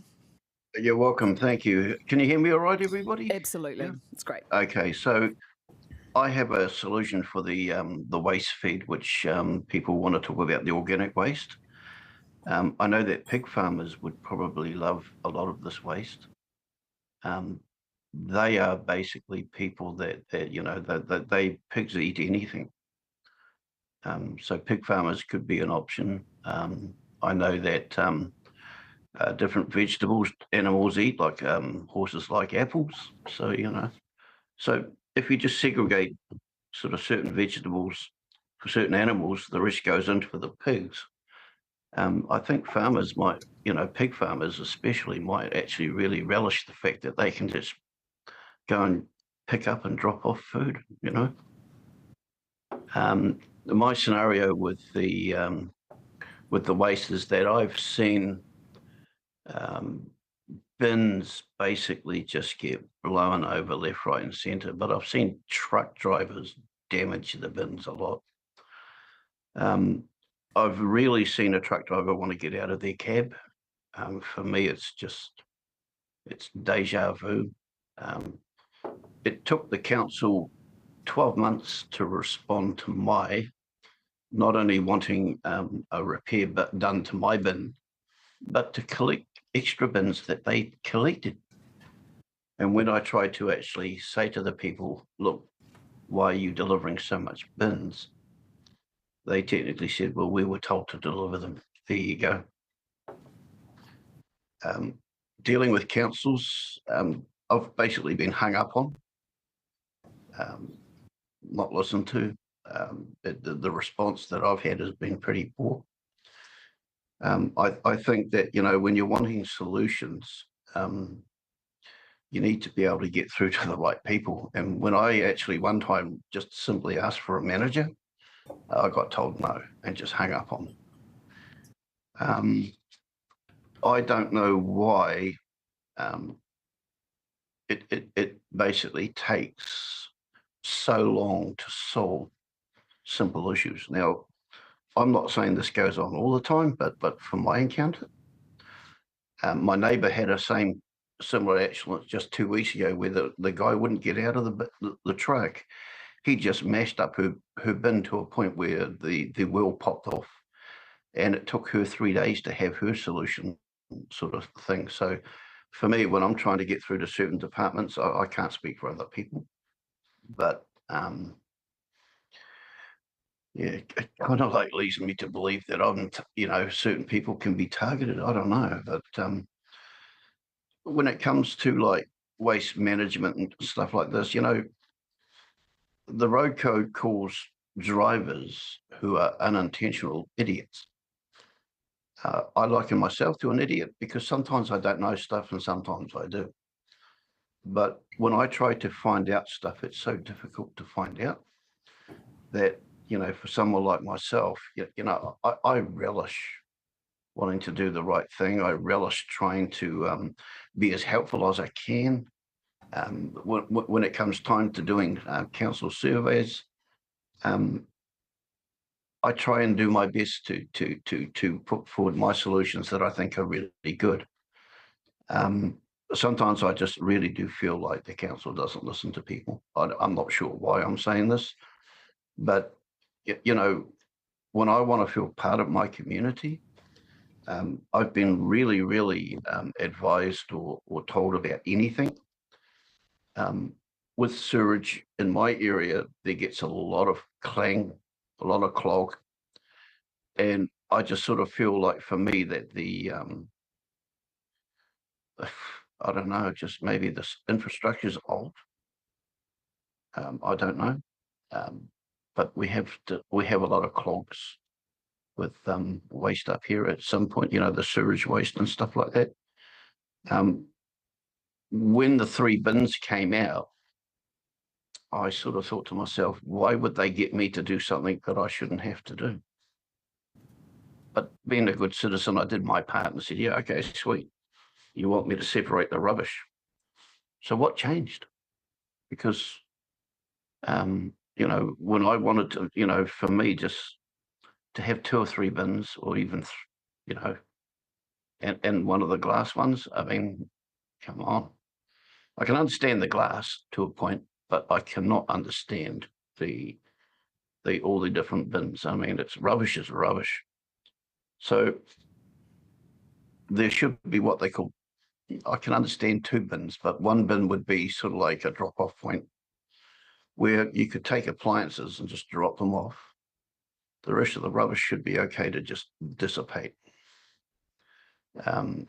It's kind of like the old catch-22 additive, and that is that why are we actually making products in containers and plastics that take so long to dissolve or are not dissolvable? So I think, when it comes to wanting to actually sort of play green, there are some things you can do and there are some things you can't do. One thing I wouldn't do is have a disposable straw, because it probably might end up going gooey on you when you're trying to wait too long for a drink. But, disposable things like plates, knives and forks, that's a good idea. I've sort of found it really, really hard to see my neighbours.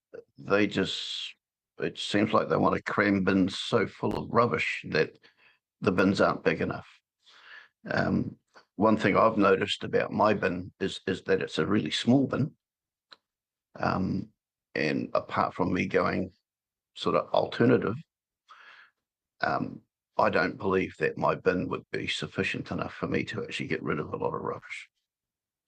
And that's kind of like where it lies for me.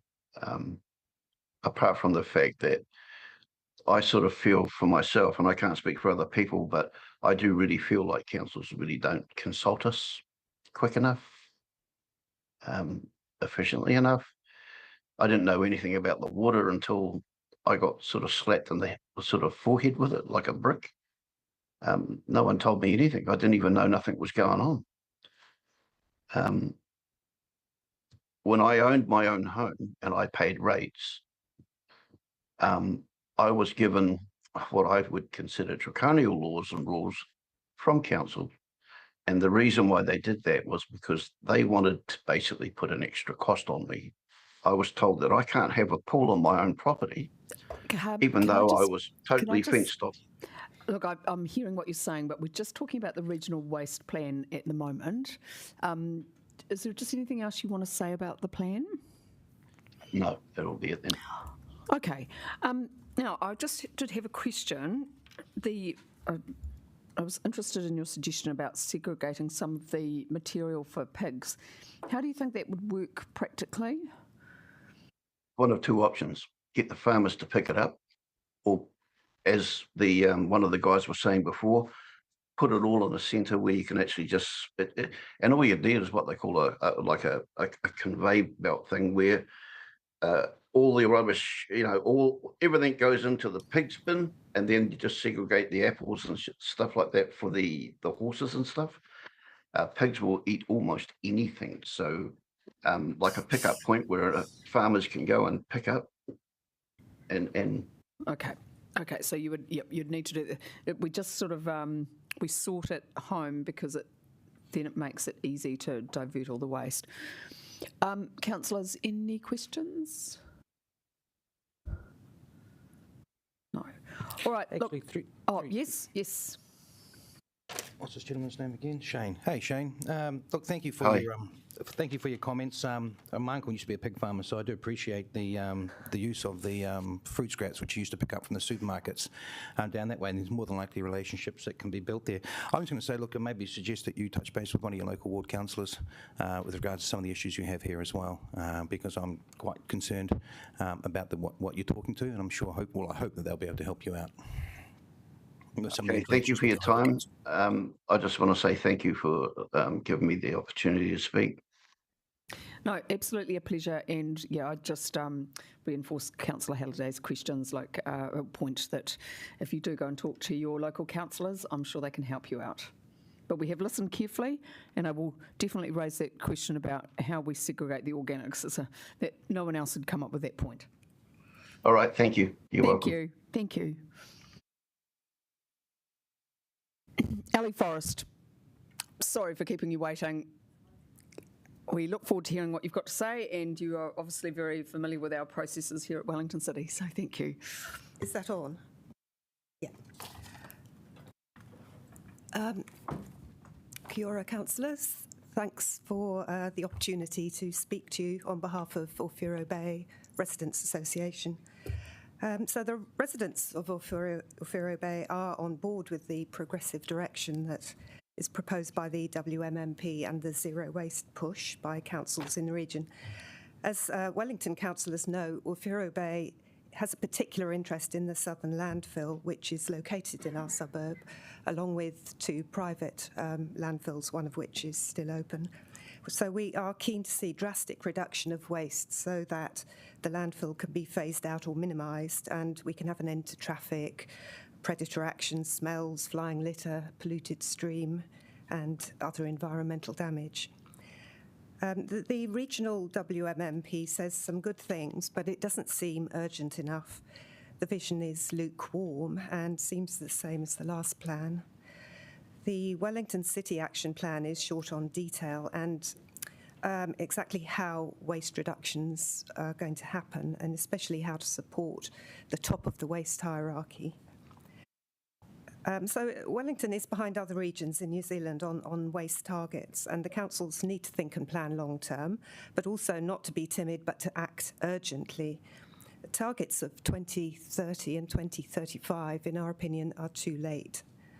And so there isn't enough time for me to talk about all our concerns, so I'll just stick to 5 points of direct relevance to Ōwhiro Bay. And the first one is organic waste. The need for action on diverting organic waste from landfill is more urgent, I think, than the WMMP implies. And the main problem is food waste, which makes up a third of the curbside collections, 30,000 tonnes in Wellington. So we've got Objective 1 talking about emissions, and this is causing 409,000 tonnes of carbon emissions, apparently. And Objective 4 is addressing circularity, and this is a terrible waste of valuable compost. And we've heard from Liam and Margarita, and I agree with everything they've said. And Wellington City certainly recognises how essential it is to divert waste, so I don't need to say any more about that, but except that the proposed action is way too slow with a target of 2030, collecting and diverting food scraps. It's bad enough that the southern landfill requires apparently food scraps to carry on being part of the 4-to-1 sewage sludge mixture that has to go and get buried in the landfill. And we were hoping, as I've said before to council, that when the sludge stops being piped over from Moa Point in 2026, that at least food scraps should be diverted on day one. But according to the plan's targets set at 2030, this requires the regional composting facility. And the plans we've just seen from the Environment and Infrastructure Committee shows it'll be built and operational only in 2029. So we've got another 6 years of this before collection is envisaged. With two options for the intervening years of collecting food scraps and trucking them 300 to 500 kilometres away, or not collecting them at all and throwing them in the landfill still, which are both dreadful solutions. And as Margarita and Liam have said, we think that a better interim solution, at least, is to work on the Kai-cycle model and try to expand local hubs with both collections and drop-offs. And small hubs, as the Infrastructure Committee has noted, small composting hubs are going to be an integral part of the composting solution. So I think starting now to build this up in the interim so that we can be ready for 2026 would be the best idea. Secondly, resource recovery, addressing objectives 3, 4 and 5. We support the establishment of resource recovery hubs strongly and centres, as long as there's early consultation on where these are going to be. We support the southern landfill becoming a processing centre where many things can be recovered and cycled, and there are some really good suggestions around tyres and mattresses, etc., before the infrastructure committee. Timber is currently 45.5% of the waste brought in trailers to the rubbish transfer station at the southern landfill. So over 4,000 tonnes of treated timber could be diverted and recycled or sold. Timber and building materials are the most popular items sold at the tip shop. So the WCC waste bylaw allows for council to refuse to accept in landfill items and material at its sole discretion that can be reasonably expected to be diverted from the waste stream. That's a quote. So having extra dedicated staff at the gate who are to audit and refuse recyclable organic items from the landfill and who can provide information about alternative drop-off places would divert a lot of this. And so there's a lot of building material being generated and dumped by firms because it's easier and cheaper, not to mention all that plastic building wrap. Builders would have to build relationships with company that recycled soft plastics, for example, if they were prevented from landfilling them. And this leads on to my point about regulations. So Objective 2 says we are all responsible, but the people with the most power to change things on a large scale after the government are councils, and regulations are not all controlled at national level, like the building code. The councils can do a lot to tighten up things to discourage waste generation. They can change bylaws, and we recommend as a first step a council review of the bylaws.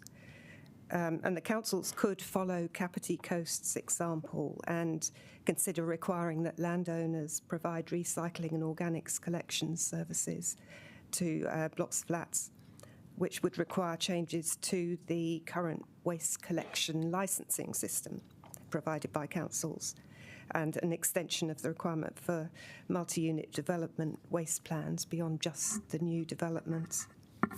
And fourthly, the emergency plan, the need for an emergency plan. Objective 7 demands that resource recovery facilities and landfills provide regional resilience in case of emergency events. But the Regional Emergency Debris Disposal Guidelines document is weak. It's very brief, very high level, and needs much more detail to be of any use to councils in an emergency such as earthquakes. It'll tell councils nothing. We need to know where demolition waste will be sent, and responding to various possible event types and locations, and how different waste types will be stored and for how long, and whether it'll be sorted and recycled, how it'll be transported. And so to get to the right level, we need a plan at for each district council, and also explicit plans for landfills. The southern landfill, I don't think there's a plan to tell them what they are meant to be doing with the waste from an earthquake if they get inundated. So Wellington City is in the process of writing one, but unless it's a detailed plan, landfills are going to rapidly fill up, and we've got a real problem. And lastly, help for residents' associations and communities. Objective 5 aims to make it accessible and convenient for residents, businesses and other organisations to divert waste.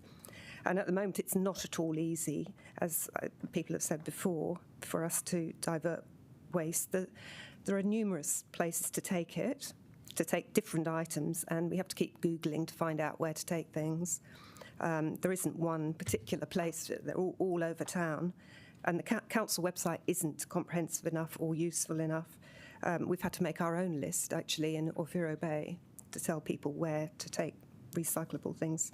So a better website page would be really good from the council, and it can also, show positive things like how reduction of waste is going, how recycling is going, a few stats.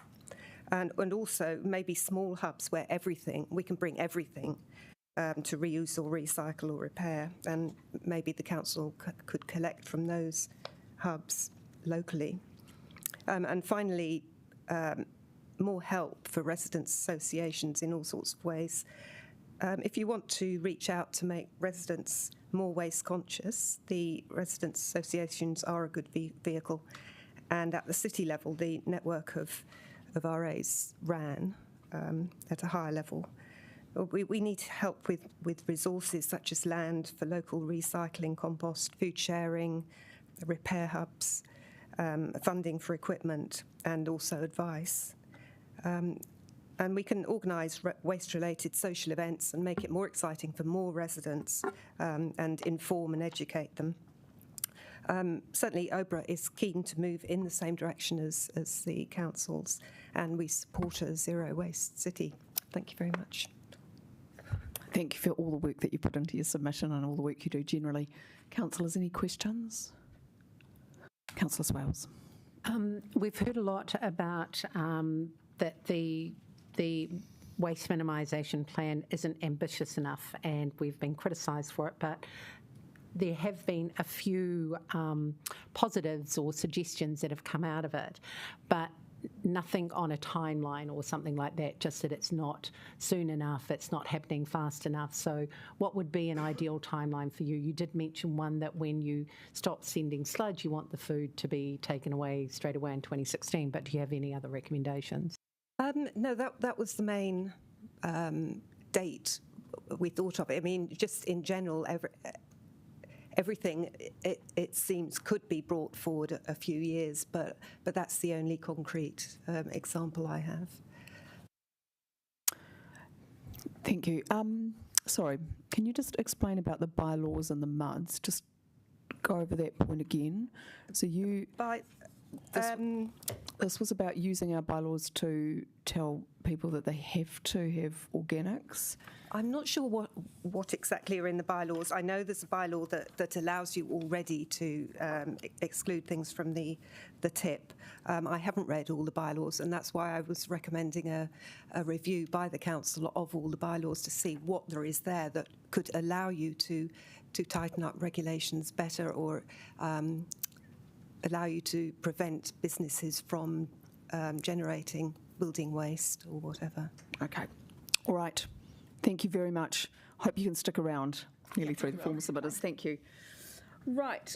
Stephen Armand, a warm welcome to you. Thank you for coming in.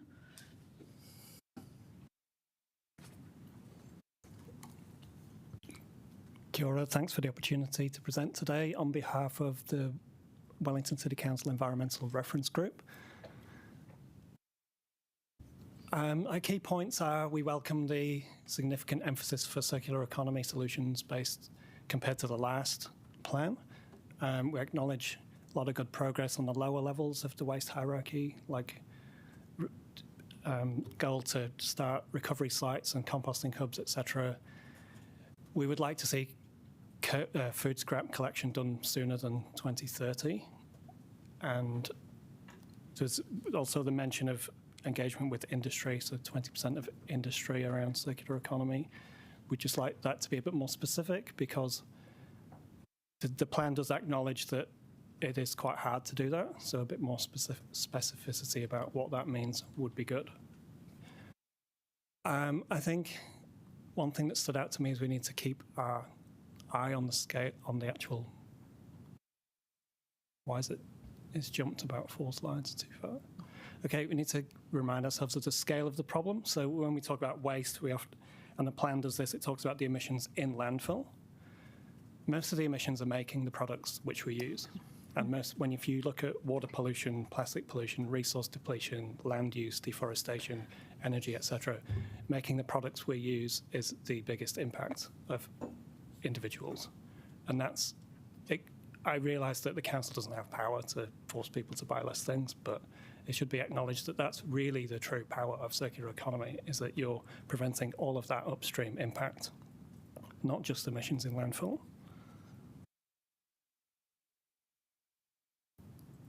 And this is why, as we all know, as you move up the waste hierarchy, you avoid all those impacts. And I'd just like that to be acknowledged and be a bit more clear in the plan. And I wanted to specifically talk about the action points about sites and infrastructure. So this is something I've brought up a few times before. And this would relate to that 10% reduction goal by 2027. When I personally I live in Johnsonville, so I tend to use the Southern landfill because it's on my path into the city to do other things. I commonly see items in the landfill which shouldn't be in the landfill. And this isn't a criticism of the staff who work there at all. My feeling is that the site is not easy to use and it's not convenient to do the right thing. Because and this is just an example, earlier in the year I saw 5 large fridges in the landfill which need to be degassed, need to be recycled. They should be in the whiteware section, which is opposite and is empty. Scrap metal I commonly see, cardboard, glass sometimes, lots of electronic goods. All this stuff is leaching into the ground and leaching into the streams. And we can already divert these things. We don't need a new plant. We need new infrastructure for concrete or waste oil, but we currently collect scrap metal and appliances and e-waste and tyres and things like that, so that we should be able to divert those easily. And this really confuses me because I moved to Wellington in 2012 from the UK, and it's quite small, but I'm more familiar with a waste site which looks like this on the left. So it didn't look as slick as this when I left the UK, but it was essentially the same process. Is you go in, and the first thing you see is not the landfill section. You divert everything. Everything's clear. This site is my local site, where my hometown in the UK. It's free to use. I'm not advocating for a Wellington solution to be free to use because we have different national legislation, but the price is simple. You know that you can just go and divert everything and the price is going to be the same. I find it very confusing, the sites around the Wellington region, the different pricing and the different layouts and how you use them, quite difficult. And you can see that on the map, the actual residual waste section is no bigger than any other section. So most of the waste is being diverted. If we look at Southern landfill, I think is the next slide. So you have to basically, if you've got a range of things which would be common to divert from your house, let's say you have a table you don't want, some lawn clippings, some glass bottles, and a laptop. You basically have to drive between multiple sites to use this facility.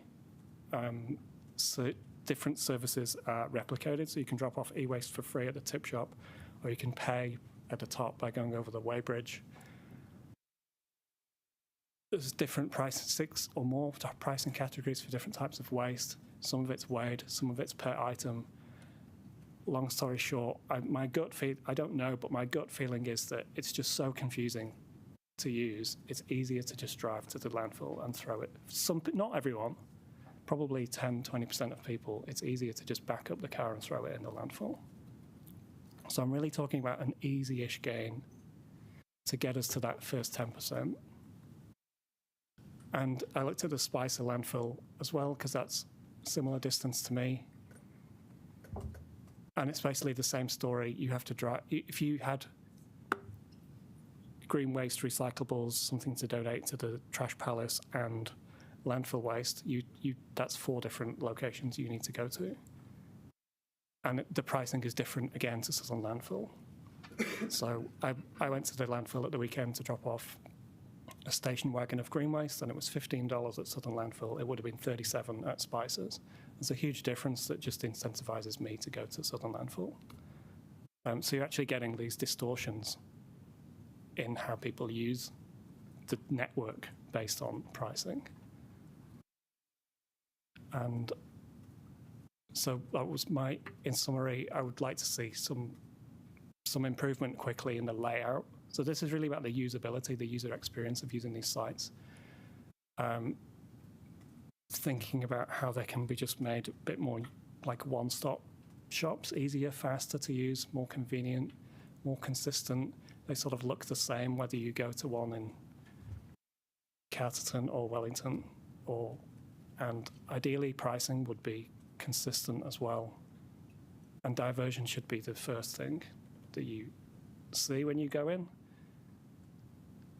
I don't remember seeing lots of stuff in the wrong bins in the UK. Because there was no incentive to do it. It wasn't faster to just throw it in one bin. And that's all my points. I've left time for questions. That's very practical. Councillor Hayward. Kia ora, mana. Thank you very much, Stephen, for your presentation. I have two questions. One's going to be relatively quick.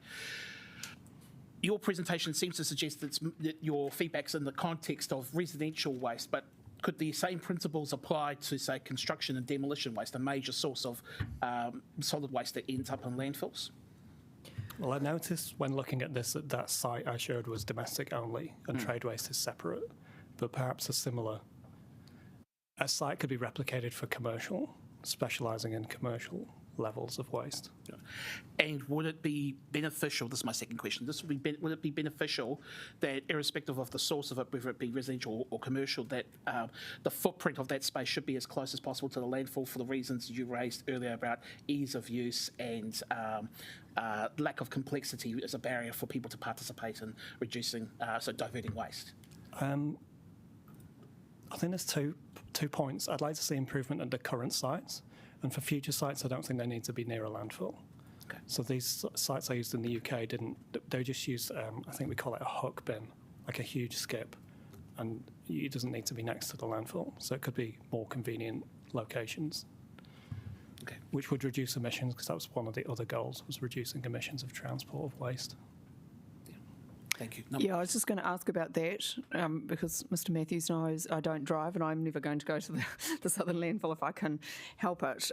So I presume you would support, Wellington City Council starting this, but some drop-off places so that people are not going from Johnsonville to Whero Bay.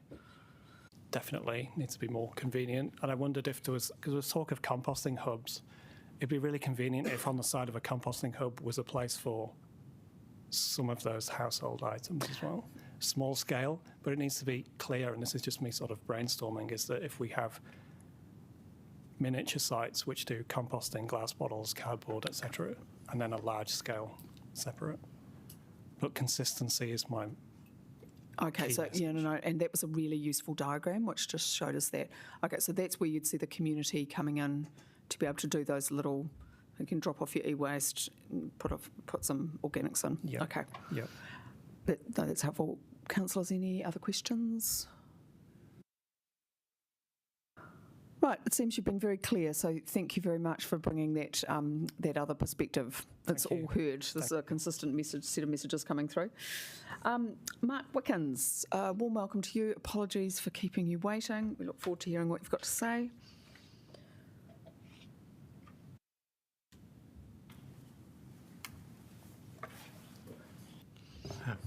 Good morning. I see that I'm one of four what would appear to be ratepayers that are commenting only out of the whole waste plan consultation, which I think tells us something about how interested the general public / ratepayers residents are. So this is really an unsexy sort of subject, and I don't believe it gets any councillors a lot of votes, which makes it very complicated for anyone to put a plan in action that's actually going to get some traction. That said, I'm from the Kapiti Coast, and I've lived on the Kapiti Coast for 42 years. So my comments are generally about the Kapiti Coast because that's all that I know of. When I first arrived on the Kapiti Coast, the question was, where's the rubbish tip? You took all your rubbish and you dumped it. There was no cost. It was part of the council's infrastructure, and the council supplied and managed the rubbish tip for us. Then user pays came in, which has been good. I mean, that's what it's all about. That's why Kapiti has water meters, because we had an issue with our water. We put a user pay system on it, and now our water consumption is significantly reduced. So the same is happening with our waste. What concerns me is that near enough to 50% of our waste is organic. And it seems to me that there needs to be a huge emphasis on how we can tackle this organic waste that goes on to create all the leachates and the methane gas. Kapiti's option is to truck it up to Bonnie Glen, which is quite frankly disgusting. It goes to Bonnie Glen because it can't go to Hokio Sands anymore, because Levin has said we're not prepared to accept it. Martin District Council, or whatever they call themselves, are obviously happy to take the money, but we just bury our problem, we truck it north. It's just unacceptable. So in my submission, I felt that the objective of having a food scrap waste collection service instigated by 2030 was, I've got to say, incredibly disappointing. I mean, my 16-year-old daughter could make me a grandfather quicker than you guys as councillors trying to get votes are going to be able to turn around our waste minimalisation. You just need to get a little bit more enthusiastic and, I've lost the word here now. Anyway, food scrap collection is a pretty small target when you consider all the green waste. Now, I accept that coming from Waikanae, there's a lot of green areas in Waikanae and there's a lot of green waste. In the centre of Wellington, there's probably no real green waste. But we need to be able to identify areas that have green waste and areas that have food collection, and we need to implement the plan so that we get this captured quicker. To wait till 2030, most of the councillors here will have had probably 2 elections. You guys will be been and gone, and we're still kicking it down the curb. We need to get a lot more aspirational with how we want to treat this unsexy sort of subject.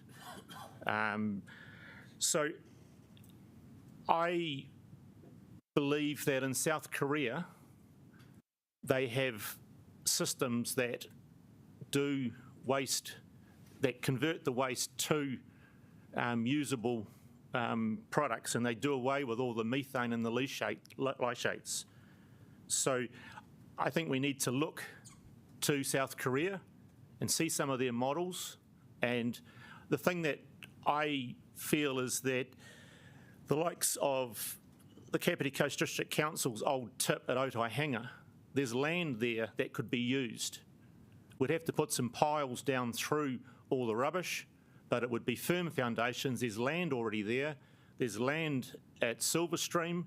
There's potentially land at Porirua. There's land out at the Wellington tip. And so we've got, that's a big cost, is supplying the land. We've already got resource consents to have rubbish in the area.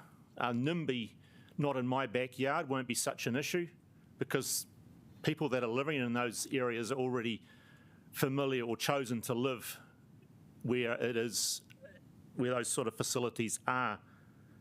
I think that the Kapiti Coast District Council is being neglectful in passing the waste collection to contractors. They seem to be just, again, passing the buck. And where those contractors send the waste is largely up to them.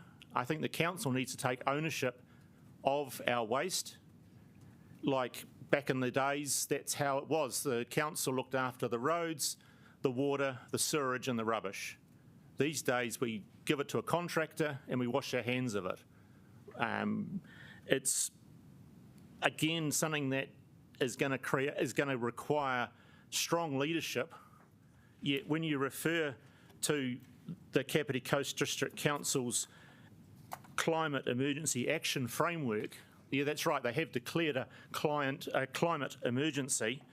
They say under that principle number 1, we'll have strong and effective leaders around climate change.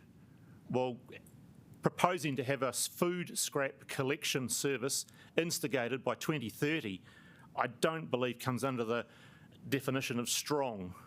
It's scary that there's only 4 ratepayers or residents that are speaking or have the opportunity to speak to you today.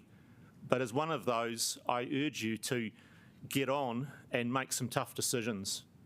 I refer you back to South Korea. There's genuine progress being made there. They claim to have diverted 98% of their food scraps and green waste. So there's examples out there, and I think that the Kapiti Coast District Council need to take heed of that. I don't have anything further to say. Thank you for your passion and commitment. I don't know if you've had anything to do with local government before, but 6 years is quite speedy. You know, I'd be quite impressed if we did that, but the point is taken. The point is taken. Can I ask you, are you prepared as an individual ratepayer to pay more to get this sort of sorted? In some cases in Wellington City, we've done some modelling. It will be cheaper for people when we start doing the diversion, but sometimes it will cost more. Ironically, at the moment, if you were to, this is, again, I can only speak to Kapiti. There's 5 trucks that thunder up and down our streets each collection day. One of then those companies offer a green waste collection. So what my wife and I have done is we've traded in our 240 litre waste bin that we used to cram full of all our green waste. I used to stand on it and push it down and get as much in as I could. We've traded that in for an 80 litre wheelie bin, and we've subscribed to a 240 litre green waste bin, and per annum that works out at $25 cheaper. So as of today, Kapiti Coast residents could, if they had a 240 litre, they could trade that in, get an 80 litre, get a green waste bin, and they actually save themselves some money, and it wouldn't cost the council anything. So again, I can only speak for Kapiti. But if you go onto the low-cost website, do the sums for yourself, and you'll find that there's a saving to be had by using the smallest bin and taking a green waste collection bin. Okay, that's helpful. My experience is that people don't tend to get very excited about plans. They get excited when they see the infrastructure being rolled out, or what goes on their rates bill. Yeah, or it goes on their rates bill again. Yeah, so which is what you guys are. We'll hear. Yeah, that's right. Any questions? Further questions, councillors? Councillor Mitchell. Yeah, thank you for your submission. One of the things you talked about is that multiple private collection system you have in Kapiti. When we rolled out a rates-funded system in Lower Hutt, some people pointed to Kapiti saying that that model was good because of the competition and that would keep the prices down. Is that your view of it, or do you think it should be a rates-funded system and just have that one single provider? Having my time again, I would go with the council providing the service. They've just got to get aggressive when they go out to tender. It's a big contract, and the contractors need to, just like they go out with the roads. Now, I mean, that's not ideal because every 3 years there's one company's all geared up and then another one comes in cheaper, and all the infrastructure sort of gets churned again. But to answer your question, I think it should be as the Hutt City Council have done it. And I think we should do away with wheelie bins and go with plastic bags. It's a whole lot harder to put all your green waste into a plastic bag. And it's the case of what's the worst of two evils? Plastic bags or a wheelie bin that people jump on to get as much rubbish into it as possible. Yeah. Can I just ask a question on that one, though? Wouldn't a wheelie bin be more sustainable because it has many uses? It can last for years as opposed to a single-use plastic bag? I think if you did, well, my thoughts are that if you do the cost and use, the cost of plastic bags versus the cost of a wheelie bin versus the cost of all the methane and the leachates that are used, are generated by having a wheelie bin that people just throw everything in. I'm not proud of it, but I know of a guy who he pours his waste oil into it. First of all, he makes sure that he's got some wood shavings in it, and then he pours his waste oil into it. And I mean, it's heinous, but that's have a wheelie bin. That's what you do. You fill it up with everything and anything. Yeah, no, we accept that. Right, thank you very much for giving us that strong feedback. We will try and speed up council processes, hopefully. Good luck. It will, yeah, it will take some time. Thank you. Now, Tim Julian, are you here? No. All right. Okay, so, and we were going to have Bruce Lang, but they will not be turning up. So can I just have a show of hands? How many members of the community are here? How many have we got? Oh, come and sit at the table. Councillor Swales. Before they join us at the table, I've got a bit of an issue around this in the sense that people that are going to come up to the table are probably more of a voice for Wellington City Council out of the 11. The other issue that I have is, I know it's probably the prerogative of the chair to do this, but it was never part of the original consultation document that you were going to allow people to do a round table. If they bring something to the table that hasn't been discussed in their submissions, how are we going to make sure that that's unheard? Because I think that's not fair, it's not transparent. So I do have an issue with the ability that you're inviting these people up to the table because you're giving them more than one bite or two bites of the cherry. I don't know how my colleagues feel about this. Yeah, no, look, fair enough point, but we just, we were at Wellington City, we choose between a forum and hearings, and I thought, well, let's just give it a go for both of them. I appreciate that, people have busy lives. This is a Monday morning, people have to get to work. But we have listened carefully to the oral submitters. I've got notes, as I'm sure you do. Those will be going through to officers. And this is just really a chance for people to reflect a bit on what they've heard and increasing the democracy, because we often hear that we don't listen enough. So that we can sit over in tables over there if that would help, but it was just a chance to keep the conversations going about how we can make some progress. I don't think everyone's from Wellington City, and I definitely it will be a regional conversation. It's not about just Excuse me, Madam Chair. I actually support Councillor Swales in this. It's outside due process, in my opinion. We've answered questions in regards to this. I'm uncomfortable with this situation, to be brutally honest. I'm concerned about challenge further on down the track. What Wellington City Council elects to do, that's their business with regards to this, but it doesn't seem to have fitted into the process up till now. We'll recluse ourselves. We won't be involved in the conversation. Yeah. Councillor Hayward. Speaking to this, which I consider to be a point of order, perhaps the way to resolve this is that we have formal elements on the agenda in terms of the recommendation. We should put that up formally, thereby meaning that the formal part has been concluded, and that way there's no confusion by anyone who's participating that the corridor can continue, but we have formally received those submissions, and that way that part of the kawa has been enforced. Kia ora. That sounds like a practical way forward. We do use our standing orders because we hold the administrative function. But I'm always happy to hear feedback. So what we will do now is that we will Do we have any questions of officers, just in terms of the recommendations, which just that we receive the information and we thank people for their submissions? Debate will be later. I generally don't encourage debate now. Okay, so if I can, I'm going to move the paper. Can I have a seconder? Thank you, Councillor Hayward. Can we now just raise our hands whether we are in favour? Right, and those online, got those two. Okay, kuamana, excellent. Right, thank you very much. And so we're now just going to e tū for the karakia. Well, just me, sorry. I think that's the protocol, but please say it along with me. Una hea, ki te uru tapanui, kia wātia, kia mama, te nākau, te tinana, te wairua.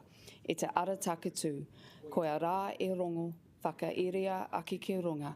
Kia wātia, ai rā kua wātia.